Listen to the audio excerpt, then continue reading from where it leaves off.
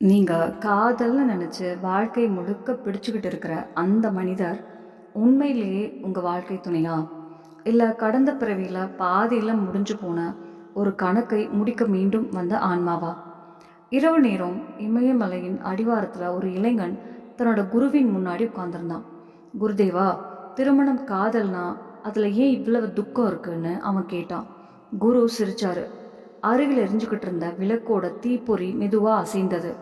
அப்போது அவர் அஷ்டாவக்ர கீதையில் இருக்கிற ஒரு ஆழமான ரகசியத்தை சொல்ல ஆரம்பித்தார். மகனி, திருமணம் என்பது ஒரு சாதாரண சந்திப்பில்லை.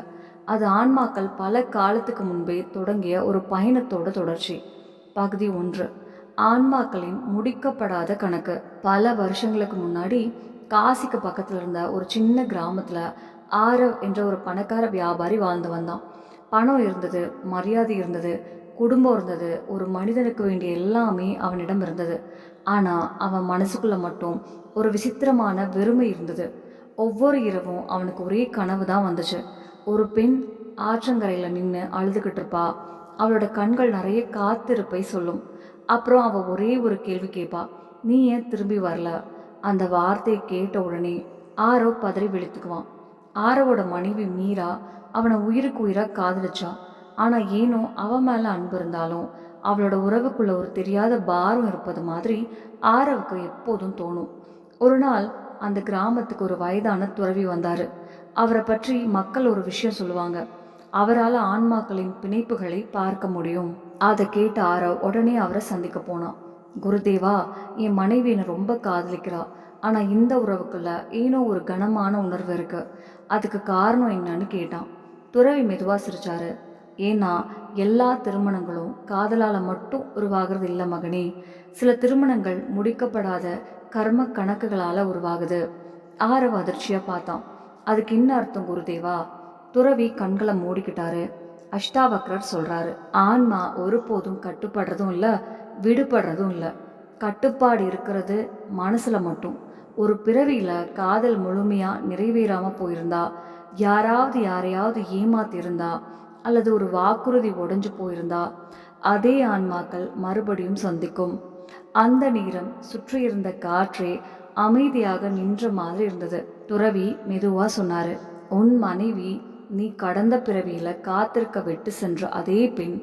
ஆரவோட கைகள் நடுங்க ஆரம்பிச்சது. இந்த பிறவியில நடந்த இந்த திருமணம் அந்த முடிக்கப்படாத வலிக்கான கணக்கை முடிக்க வந்திருக்கு. அந்த இரவு முதல் முறையா ஆரவ் மீராவை ஆழமாக பார்த்தான். அவளோட கண்களில் கனவில் வந்த அந்த பெண்ணின் அதே காத்திருப்பு இருந்தது. அந்த நொடியில் அவனுக்கு ஒரு உண்மை புரிஞ்சுது. சில நேரங்களில் திருமணம் என்பது இரண்டு மனிதர்களோட சேர்க்கை இல்லை, இரண்டு முடிக்கப்படாத ஆன்மாக்களோட கணக்கு. ஆரவோட கண்கள் கீழே குனிஞ்சுது. அவனுக்கு திடீர்னு ஒரு விஷயம் ஞாபகம் வந்துச்சு. சின்ன சின்ன விஷயங்களுக்கு கூட அவன் மீரா மேலே கோவப்படுவான். எந்த காரணமும் இல்லாமல் அவளை விட்டு விலகி ஓடணும்னு தோணும். அதை கவனிச்ச துறவி அவனை பார்த்து, மகனே, நீ மீராவை விட்டு ஓடலை.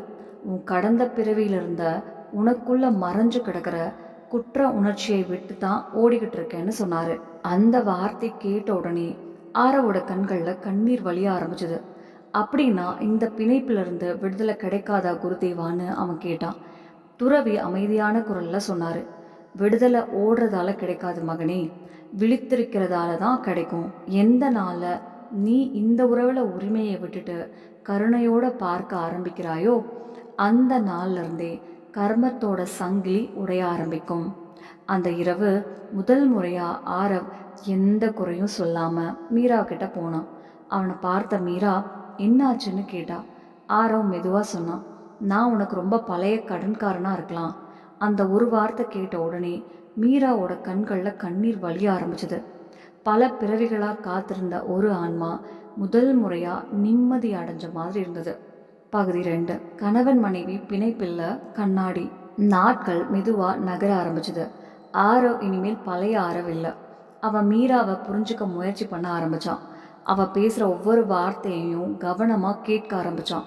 ஒவ்வொரு முறையும் அவளோட கோபத்துக்கு பின்னாடி கூட ஏதோ பழைய காயம் மறைஞ்சிருக்கு என்பதை அவன் உணர்ந்தான். ஆனால் ஒரு கேள்வி மட்டும் இன்னும் அவனை தொந்தரவு பண்ணிக்கிட்டே இருந்தது. ஆன்மா உண்மையிலேயே சுதந்திரமானது தானா? ஆன்மா உண்மையிலேயே சுதந்திரமானதுன்னா உறவுகளில் ஏன் இவ்வளவு ஈர்ப்பு இருக்கு? ஏன் இவ்வளவு துக்கம் இருக்கு? இந்த கேள்விகளோட அவன் மீண்டும் துறவியை சந்திக்க போனான். அன்னைக்கு துறவி ஆற்றங்கரையில் அமைதியாக உட்கார்ந்துருந்தாரு. சூரியன் மறைய ஆரம்பிச்சிருந்தது. தண்ணீரின் மேல் பொன்னிற ஒளி மிதந்துகிட்டு இருந்தது. ஆரவ் கேட்டான், குருதேவா, ஆன்மா முழுமையானதுன்னா அதுக்கு ஏன் இன்னொருத்தரோட துணை தேவைப்படுற மாதிரி தோணுது? துறவி சிரிச்சாரு. ஆற்றின் நீர்ல ஆரவோட முகத்தை காட்டி கேட்டாரு, இப்ப நீ என்ன பார்க்குற? என்னோட பிரதிபலிப்ப. இந்த தண்ணீர் கலங்கிட்டா அந்த பிரதிபலிப்பு என்னாகும்? உடஞ்சு போயிடும். துறவி சிரிச்சாரு. அதுதான் திருமணத்தோட ரகசியம். கணவன் மனைவி ஒருத்தருக்கு ஒருத்தர் சொந்தக்காரங்க இல்லை, அவங்க ஒருத்தருக்கு ஒருத்தர் கண்ணாடி. ஆரவ் அமைதியா கேட்டுக்கிட்டு இருந்தான். துறவி தொடர்ந்து சொன்னாரு, உனக்குள்ள மறைஞ்சு கிடக்கிறது எதுவோ அதை வெளிக்கொண்டு வர்றது உறவுகள். உள்ள காதல் இருந்தா வெளியே வரும், பயம் இருந்தா சந்தேகம் வெளியே வரும், முழுமையின்மை இருந்தா எதிர்பார்ப்புகள் உருவாகும். மெதுவா குளிர்ந்த காற்று வீச ஆரம்பிச்சது. துறவி மீண்டும் பேச ஆரம்பிச்சாரு. அஷ்டாவக்ர கீதை சொல்லுது, மனிதன் உலகத்தை அது எப்படி இருக்கோ அப்படி பார்ப்பதில்லை, தன்னோட மனசு எப்படி இருக்கோ அப்படித்தான் பார்க்கிறான். அதனால திருமணம் உனக்கு இன்னொருத்தரோட முகத்தை காட்டாது, உன்னோட மனசை தான் காட்டும். அந்த வார்த்தைகள் ஆரவோட உள்ளத்தையே உலுக்கிடுச்சு. அவனுக்கு நிறைய விஷயங்கள் புரிய ஆரம்பிச்சது. மீரா ஏதாவது விஷயத்துக்காக பயந்தா அவனுக்கு ஏன் கோபம் வந்துச்சுன்னு புரிஞ்சுது. ஏன்னா அவனுக்குள்ளேயும் கைவிடப்பட்டு விடுவோமோ என்ற பயம் இருந்தது. மீரா அதிகமான அன்பை எதிர்பார்த்தப்போ ஏன் அவனுக்கு மூச்சு திணறல் மாதிரி இருந்துச்சுன்னு புரிஞ்சுது. ஏன்னா அவனுக்குள்ள சுதந்திரத்தை இழந்து விடுவோமோ என்ற பயம் மறைஞ்சிருந்தது. அப்பதான் முதல் முறையா அவனுக்கு ஒரு உண்மை புரிஞ்சுது.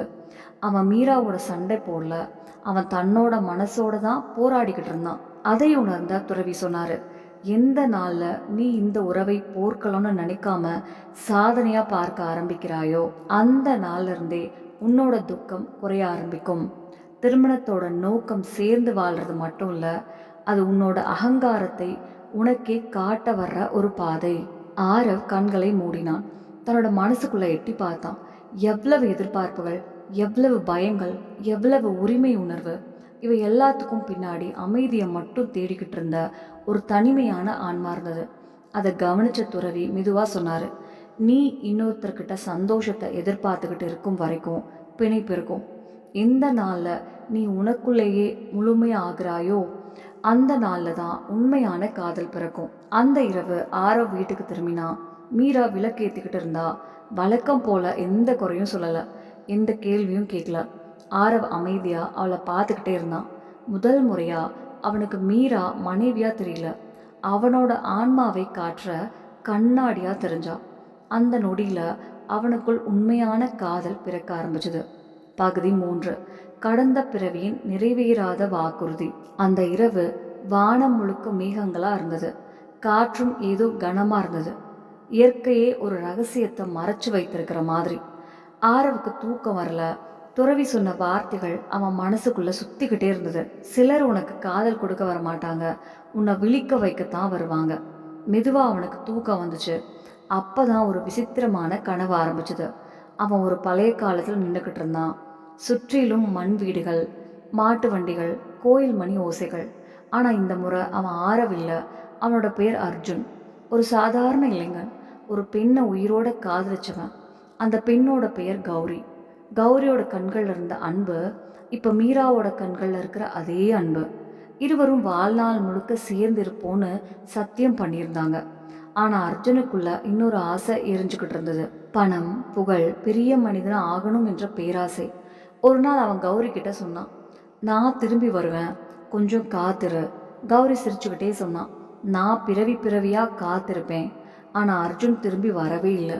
நகரத்துக்கு போன பிறகு பணத்திலும் புகழிலும் அவன் இவ்வளவு மூழ்கி போனான். திரும்பி பார்க்கவே மறந்துட்டான். ஆனா கௌரி மட்டும் ஒவ்வொரு மாலையும் ஆற்றங்கரையில வந்து காத்திருந்தா. நாட்கள் போச்சு, மாதங்கள் போச்சு, வருடங்களும் கடந்துச்சு. ஆனா அவள் காத்திருப்பு மட்டும் முடிவடையல. இறுதியில அதே காத்திருப்போடவே அவளோட உயிர் பிரிஞ்சது. திடீர்னு கனவுல ஆற்று நீர் கொந்தளிக்க ஆரம்பிச்சது. அந்த சத்தத்துக்குள்ள கௌரியோட குரல் ஒலிச்சது. நிறைவேறாத வாக்குறுதிகள் ஆன்மாக்களை விடாது. அந்த குரல் கேட்ட உடனே ஆரவ் பதறி எழுந்து உட்கார்ந்தான். உடம்பு முழுக்க வியர்வை, இதயம் வேகமா துடிச்சுக்கிட்டு இருந்தது. காலை ஆன உடனே அவன் துறவியை தேடி ஓடினான். குருதேவா, எல்லாத்தையும் பார்த்துட்டேன். நான் தான் அவளை விட்டுட்டு போனேன். மீரா தான் அந்த கௌரி, அப்படித்தானே? துறவி அமைதியா இருந்தாரு. சில நொடிகள் கழிச்சு மெதுவா சொன்னாரு, ஆமா மகனே, இன்று நீ மனைவின்னு அழைக்கிற ஆன்மாதான் கடந்த பிறவியில கௌரியா இருந்தது. அந்த வார்த்தை கேட்ட உடனே ஆரவோட கண்கள்ல கண்ணீர் வலிய ஆரம்பிச்சது. அப்படின்னா இந்த தருணம் ஒரு தண்டனையா? துறவி ஆழமா மூச்சு விட்டாரு. இல்ல மகனே, கர்மம் ஒருபோதும் தண்டனை கொடுக்காது. அது நிறைவேறாததை நிறைவேற்ற வைக்கும். அஷ்டாவக்ரர் சொல்றாரு. அறியாமையில செய்யப்படும் ஒவ்வொரு செயலும் மனசுல ஒரு தடம் வைக்கும். அந்த தடங்கள் தான் ஆன்மாக்களை மீண்டும் மீண்டும் சந்திக்க வைக்கும்.